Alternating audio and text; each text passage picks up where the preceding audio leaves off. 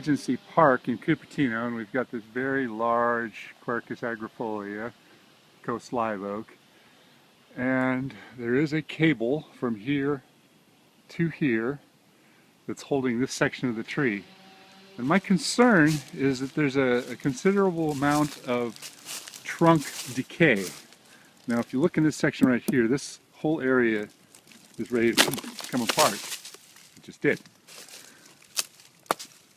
And that tells me that this wood down here is either caused by a past injury or some sort of a trunk canker got in the way. It looks like at one point in time there was some pruning paint that was put on it a long time ago. Now if we look at this side right here, this looks like bark. Well, it is bark, but it's not active healthy tissue. And it goes all the way down to an area right in through there. Now if we look up into this main crotch area right here, you can sort of read a potential weakness line right here. Now let's follow it all the way around over to this side. And once again, we've got an area, you can see the active tissue that's been callousing over either an old wound or an old area of some sort of trunk canker disease or some sort of a problem that caused this. Now up in here, I cleared out a lot of the leaf matter and I put my hand down in here and a lot of ants came out. So this main crotch right here is catching water and it's very likely causing further decay in there.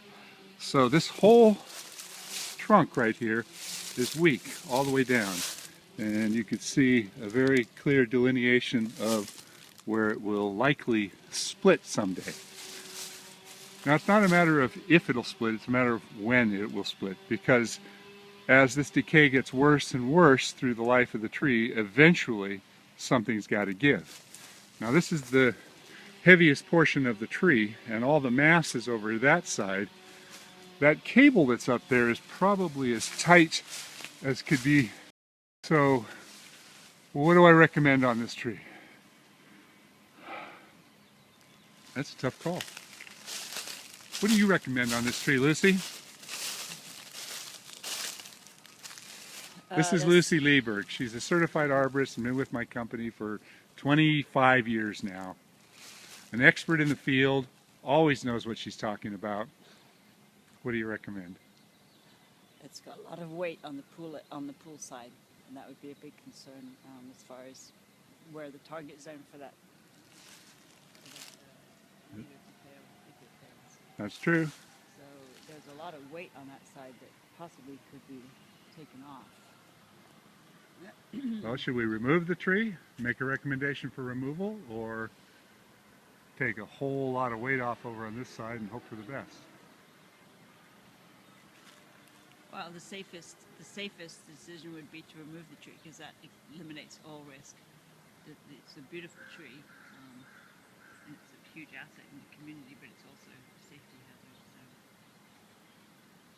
So. Well, let's give them both options. All right.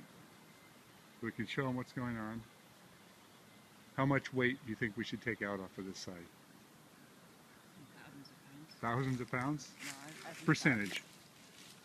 A third?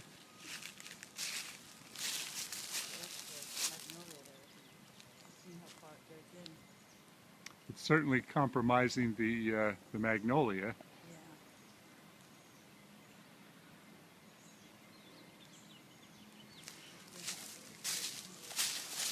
And there's more issues at stake here than just the safety of this tree. It's also the amount of shading and overwhelming effect it has on the pool area.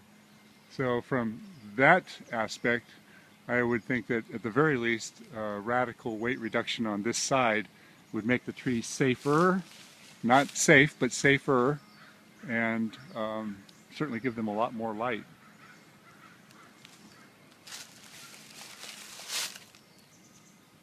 I say we give them both options.